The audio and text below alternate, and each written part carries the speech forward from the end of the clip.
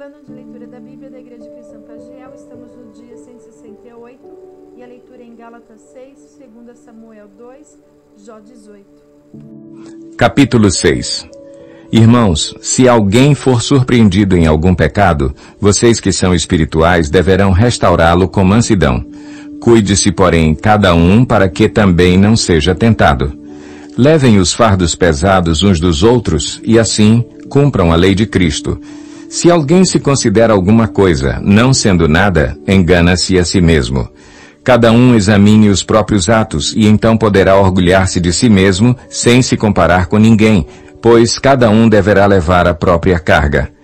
O que está sendo instruído na palavra, partilhe todas as coisas boas com aquele que o instrui. Não se deixem enganar, de Deus não se zomba, pois o que o homem semear, isso também colherá. Quem semeia para a sua carne, da carne colherá destruição, mas quem semeia para o Espírito, do Espírito colherá a vida eterna. E não nos cansemos de fazer o bem, pois no tempo próprio colheremos se não desanimarmos. Portanto, enquanto temos oportunidade, façamos o bem a todos, especialmente aos da família da fé. Vejam com que letras grandes estou lhes escrevendo de próprio punho. Os que desejam causar boa impressão exteriormente, tentando obrigá-los a se circuncidarem, agem desse modo apenas para não serem perseguidos por causa da cruz de Cristo. Nem mesmo os que são circuncidados cumprem a lei. Querem, no entanto, que vocês sejam circuncidados a fim de se gloriarem no corpo de vocês.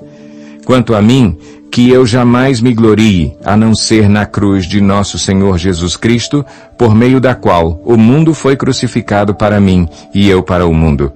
De nada vale ser circuncidado ou não, o que importa é ser uma nova criação. Paz e misericórdia estejam sobre todos os que andam conforme essa regra e também sobre o Israel de Deus. Sem mais, que ninguém me perturbe, pois trago em meu corpo as marcas de Jesus. Irmãos, que a graça de nosso Senhor Jesus Cristo seja com o espírito de vocês. Amém. 2 Samuel 2. Passado algum tempo, Davi perguntou ao Senhor: devo ir para uma das cidades de Judá? O Senhor respondeu que sim, e Davi perguntou para qual delas. Para Hebrom, respondeu o Senhor.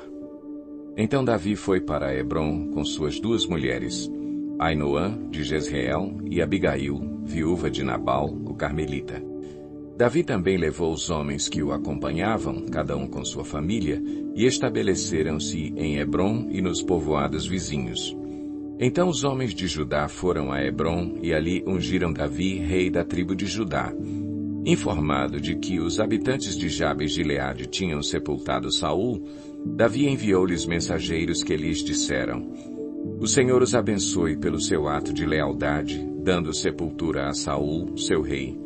Seja o Senhor leal e fiel para com vocês. Também eu firmarei minha amizade com vocês por terem feito essa boa ação. Mas, agora, sejam fortes e corajosos, pois Saul, seu senhor, está morto, e já fui ungido rei pela tribo de Judá.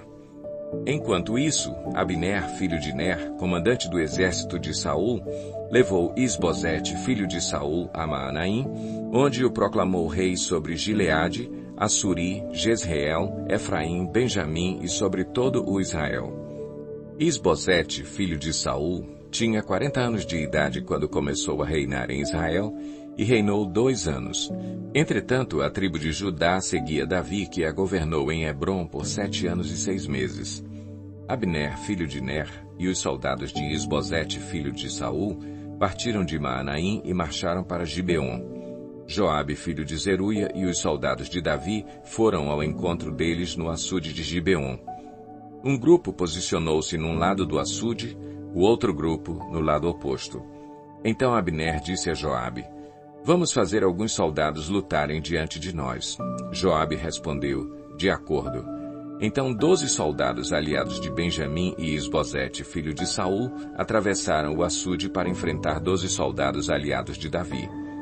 Cada soldado pegou o adversário pela cabeça e fincou-lhe o punhal no lado, e juntos caíram mortos. Por isso aquele lugar, situado em Gibeon, foi chamado Elcate Azurim. Houve uma violenta batalha naquele dia, e Abner e os soldados de Israel foram derrotados pelos soldados de Davi. Estavam lá Joabe, Abisai e Azael, os 3 filhos de Zeruia. E Azael, que corria como uma gazela em terreno plano, perseguiu Abner, sem se desviar nem para a direita nem para a esquerda. Abner olhou para trás e perguntou: "É você, Azael?" "Sou eu", respondeu ele.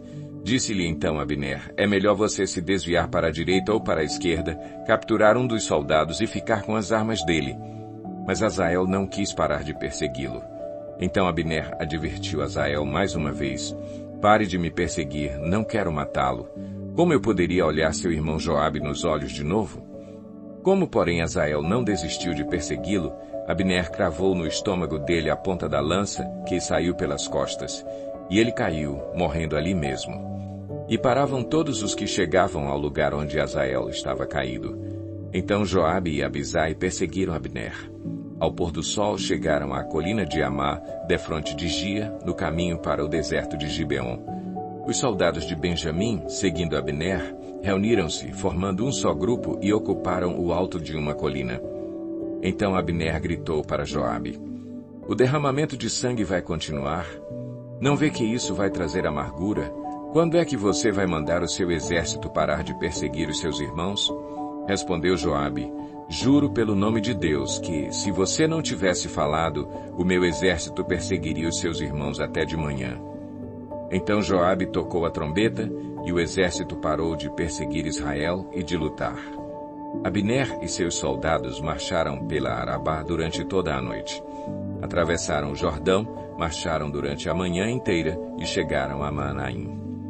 Quando Joabe voltou da perseguição a Abner, reuniu todo o exército. E viram que faltavam 19 soldados, além de Azael. Mas os soldados de Davi tinham matado 360 benjamitas que estavam com Abner. Levaram Azael e o sepultaram no túmulo de seu pai em Belém. Depois disso, Joabe e seus soldados marcharam durante toda a noite e chegaram a Hebrom ao amanhecer. Jó 18. Então Bildade de Suá respondeu: "Quando você vai parar de falar? Proceda com sensatez e depois poderemos conversar. Porque somos considerados como animais e somos ignorantes aos seus olhos? Ah, você que se dilacera de ira, deve-se abandonar a terra por sua causa? Ou devem as rochas mudar de lugar? A lâmpada do ímpio se apaga, e a chama do seu fogo se extingue. Na sua tenda a luz se escurece, a lâmpada de sua vida se apaga. O vigor dos seus passos se enfraquece, e os seus próprios planos o lançam por terra. Por seus próprios pés você se prende na rede e se perde na sua malha. A armadilha o pega pelo calcanhar, o laço o prende firme. O nó corredio está escondido na terra para pegá-lo. Há uma armadilha em seu caminho.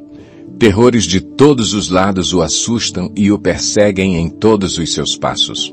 A calamidade tem fome de alcançá-lo. A desgraça está à espera de sua queda e consome partes da sua pele.